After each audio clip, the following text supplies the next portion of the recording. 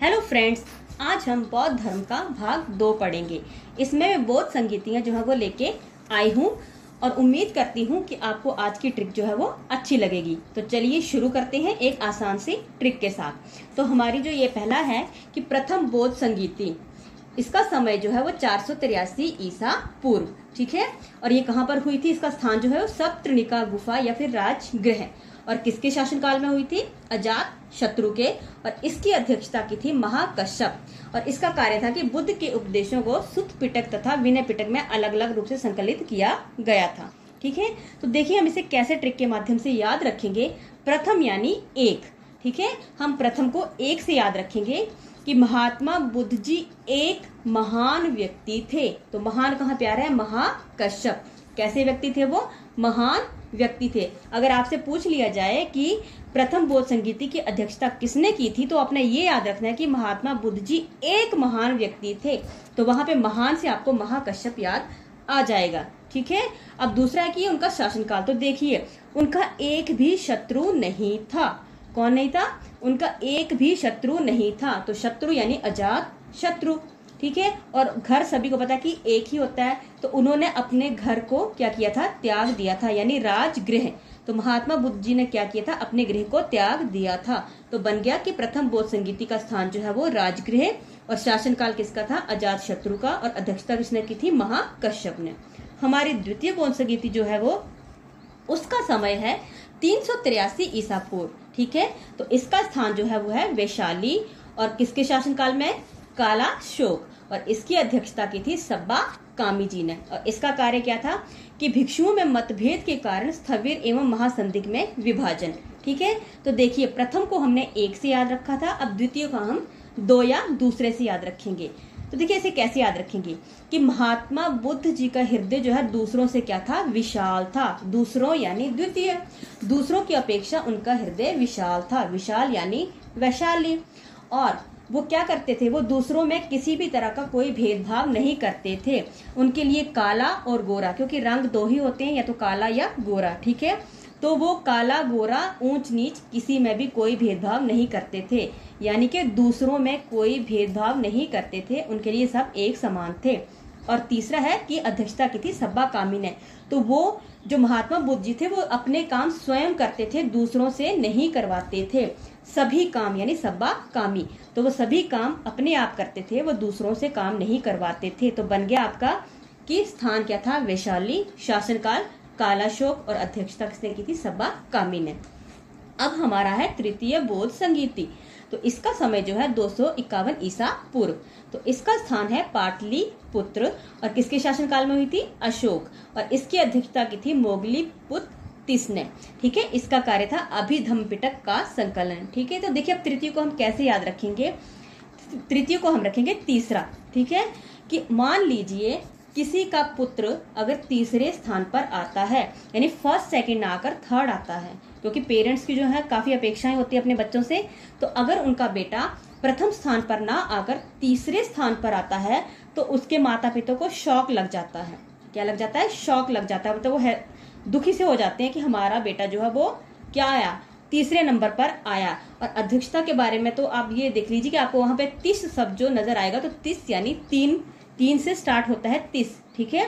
तो बस आपने तीसरी बौद्ध संगीति जो है इसी से याद रखनी है। तो देखिए मैं एक बार फिर बता रही हूँ कि अगर किसी का पुत्र यानी पाटली पुत्र, किसी का पुत्र अगर तीसरे स्थान पर आता है, तो उसके माता पिता को क्या लगता है? शौक लग जाता है। शोक यानी अशोक, ठीक है। और अध्यक्षता में है मोगलीपुत्र 30। तो 30 में आपने 3 वर्ड याद रखना कि 30 यानी 30। तो 30 में क्या आता है? 3, ठीक है। तो बस ये बन गई तृतीय बौद्ध संगीति। तो इसका स्थान पाटलिपुत्र, शासनकाल अशोक, और अध्यक्ष मोगलीपुत्र 30। तो हमारी अगली है चतुर्थ बौद्ध संगीति। इसका समय है प्रथम शताब्दी ईसा। तो इसका स्थान है कुंडल वन, और शासनकाल इसका कनिष्क। तो अध्यक्ष कौन थे? वसुमित्र। और देखिए ये इंपॉर्टेंट है कि इस चौथी जो बौद्ध संगीति हुई थी, इसमें जो बौद्ध संघ 2 भागों में बंट गया था, एक हीनयान और महायान। ये पूछा जाता है कि किस बौद्ध संगीति में जो है बौद्ध संघ बंट गया था या उसका विभाजन हो गया था, तो वो था हीनयान एवं महायान। वो तो किस में थे? चतुर्थ बौद्ध संगीति में। तो देखिए इसको ट्रिक के माध्यम से हम कैसे याद रखेंगे। सभी को पता है कि महात्मा बुद्ध जी क्या थे, ग्रह को त्याग कर चले गए थे। तो हमने मैंने आपको पिछली वीडियो में बताया कि हमने सिर्फ निष्क वर्ड को ढूंढना है। निष्क होता है निष्कासित। ये बात है कि उन्हें निकाला नहीं गया था, लेकिन हम निष्क वर्ड से ही याद रखेंगे कि छोड़ के चले गए थे। ठीक है, तो देखिए कि महात्मा बुद्ध जी निष्क यानी निष्कासित होकर घर से चले गए थे। ठीक है, घर छोड़कर चले गए थे। तो कहाँ गए थे वो? वन में। ठीक है, कहाँ गए थे? वन में। तो जब वो वन में गए तो उन्हें अपने चारों तरफ एक भी मित्र नजर नहीं आया और ना ही कोई अपना। हम ये मान के चलेंगे कि जब महात्मा बुद्ध जी ने ग्रह त्याग दिए थे, यानी वो निष्कासित होकर बाहर चले गए थे, तो वो कहाँ गए थे? वन में गए थे। और वन में क्या होता, उनका कोई ना मित्र था और ना ही कोई अपना, यानी चारों तरफ कोई भी नहीं था, घनघोर वन ही था। तो अपने चारों तरफ से इस चीज को याद रखना है। तो बस बन गया हमारा स्थान कुंडल वन। तो वन में गए थे बुद्ध जी। तो वन में चारों तरफ क्या होता है? जंगल ही जंगल होता है। और वो घर से निष्कासित होकर यानी निकलकर चले गए थे और वहां पर वन में उनका चारों तरफ कोई भी मित्र नहीं था, ना ही कोई अपना। तो बस इससे बन गया कि स्थान कुंडल वन, शासनकाल कनिष्क और अध्यक्षता किसने की थी? वसुमित्र ने। उम्मीद करती हूँ कि बौद्ध संगीतियां आपको अच्छे से याद हो गई होंगी। अब हम इसके कुछ और भी इम्पोर्टेंट पॉइंट डिस्कस कर लेते हैं जो कि एग्जाम में बहुत बार रिपीट हुए हैं। तो देखिए, हमारा पहला पॉइंट है कि बौद्ध धर्म की प्रथम महिला भिक्षु बुद्ध की मौसी प्रजापति गौतमी थी। तो आपने इसको ऐसे याद रखना है कि महात्मा बुद्ध जी की माता की मृत्यु हो जाने के बाद उनका पालन पोषण किसने किया था? मौसी प्रजापति ने। तो जाहिर सी बात है कि वो उनके काफी करीब रही होगी, यानी उनसे उन्हें ज्यादा मोह होगा। तो बस यही याद रखना है कि उनका पालन पोषण उनकी मौसी प्रजापति ने किया था और वो हमेशा बुद्ध जी के साथ रहती थी और उन्हें बुद्ध जी से बहुत ज्यादा क्या था? लगाव था। इसीलिए उन्होंने क्या किया? वो बुद्ध भिक्षु जो है वो बन गई थी, यानी प्रथम महिला। हमारा अगला है जातक बौद्ध धर्म का पवित्र ग्रंथ है। तो देखिए, हमने याद रखना है कि बौद्ध धर्म यानी बुद्ध जी अपने धर्म के उपदेश देने के लिए यहाँ से वहां जाते थे। जाते यानी जातक। ठीक है, कहाँ जाते थे बुद्ध जी? अपने धर्म का उपदेश देने के लिए यहाँ से वहां जाते थे, जाते से जातक। ठीक है, अगला है हमारा कि गौतम बुद्ध द्वारा अपने धर्म में दीक्षित किया जाने वाला अंतिम व्यक्ति सुभच्छ या से सुबद्ध भी कहा जाता है। ठीक है, तो देखिए इसे हम कैसे याद रखेंगे कि जब भी कोई व्यक्ति अंतिम सांसें ले रहा होता है तो वो यही सोचता है कि मैं कोई ना कोई अच्छा कार्य करके जाऊं। तो इसी तरह हम याद रखेंगे कि बुद्ध जी ने भी क्या किया? शुभ कार्य किया। कौन सा शुभ कार्य किया? उन्होंने अंतिम व्यक्ति को धर्म में दीक्षित किया। तो शुभ यानी शुभच्छ या सुभद्ध। तो अगर आपको प्रश्न ऐसा बने कि गौतम बुद्ध द्वारा अपने धर्म में दीक्षित किया जाने वाला अंतिम व्यक्ति कौन था, तो बस आपको ये याद रखना है कि महात्मा बुद्ध जी ने अपने अंतिम दिनों में कौन सा शुभ कार्य किया।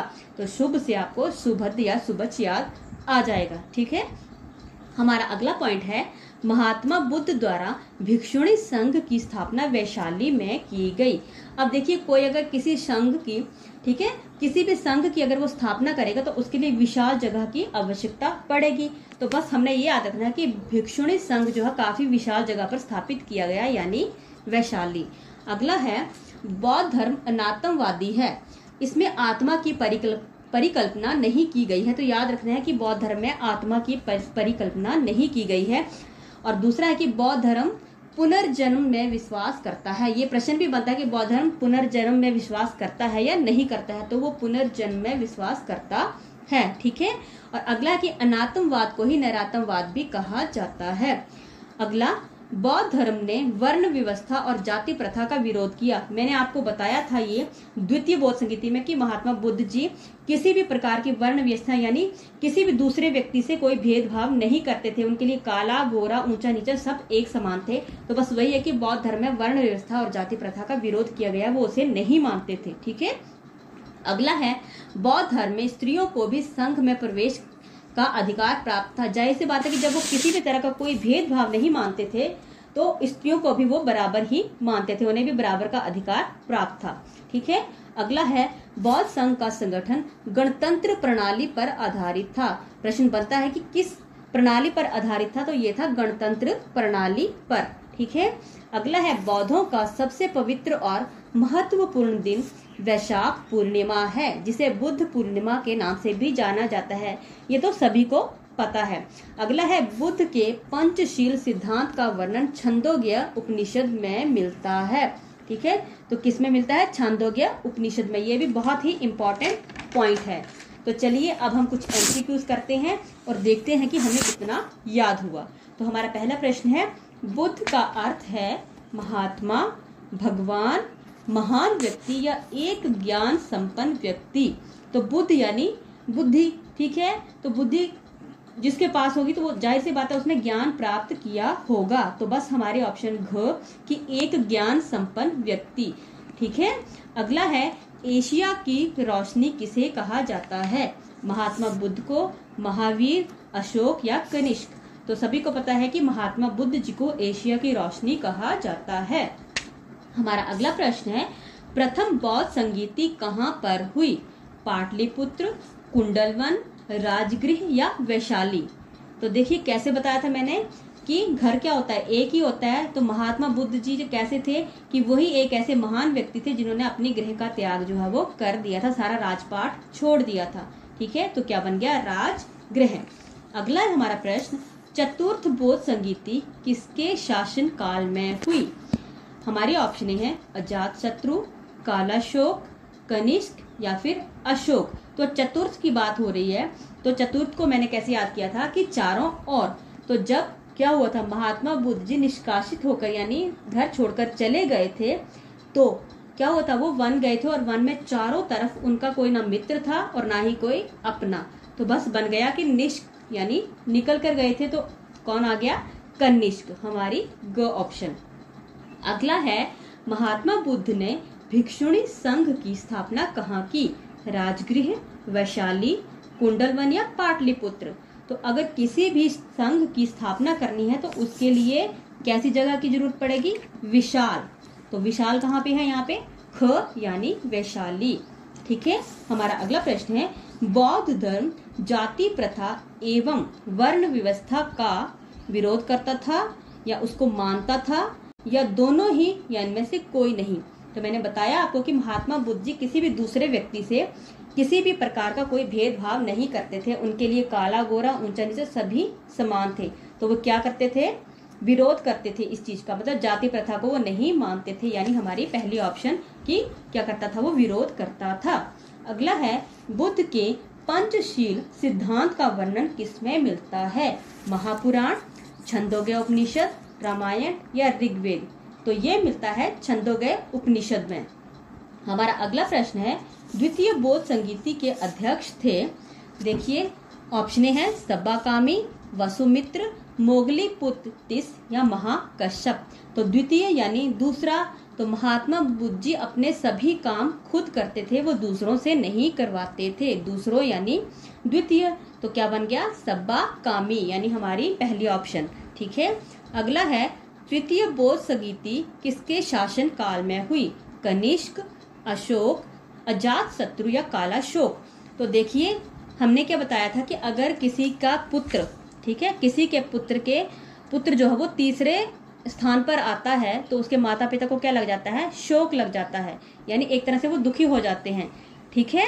तो बन गया तृतीय यानी तीसरा स्थान। तो यहाँ पे आप कहेंगे कि दो ऑप्शनों में शोक है, तो बस आपने इसको ऐसे डिफरेंस करना है कि काला गोरा किसमें बताया था? दूसरे में।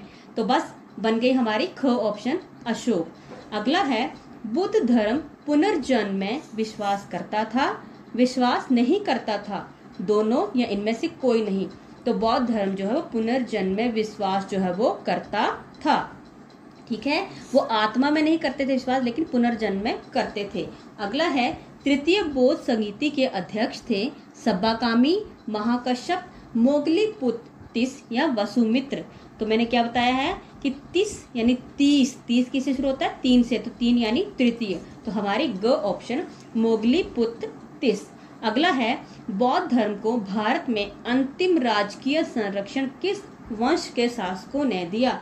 गुजरात के चालुक्य, बंगाल के पाल, अजमेर के चौहान या इनमें से कोई नहीं? तो क्या होगा इसका? ख ऑप्शन, बंगाल के पाल। यानी हम याद रखेंगे कि जो पाल थे उन्होंने इसे पाला था, यानी अंतिम संरक्षण दिया था, यानी ख ऑप्शन, ठीक है। हमारा अगला है, बौद्ध धर्म में त्रिरत्न किससे संबंधित है? बुद्ध, धम्म, संघ या विनय पिटक, सुत पिटक या फिर सुत पिटक, अभिधम या प्रेम, करुणा, अहिंसा। तो मैंने आपको बताया कि त्रिरत्न कौन से थे, बुद्ध, धम्म और संघ, यानी हमारी ए ऑप्शन। अगला है, महात्मा बुद्ध ने अपने उपदेश किस भाषा में दिए, संस्कृत, प्राकृत, पाली या हिंदी। तो सबको पता है कि बौद्ध धर्म की कौन सी भाषा थी, पाली। तो उन्होंने सबसे ज्यादा उपदेश किसमें दिए, पाली भाषा में, यानी ग ऑप्शन। हमारा अगला है, बुद्ध के अनुसार देवता गण किस सिद्धांत के अंतर्गत आते हैं, कर्म, संकल्प, दृष्टि या सभी। तो देखिए इसका आंसर है कर्म, कि बुद्ध के अनुसार देवतागण जो है कर्म के सिद्धांत के अंतर्गत आते हैं। उम्मीद करती हूँ आपको आज की वीडियो अच्छी लगी होगी। अगर मेरी मेहनत आपको थोड़ी सी भी अच्छी लगी है तो प्लीज मेरे चैनल को लाइक और सब्सक्राइब जरूर करें। धन्यवाद।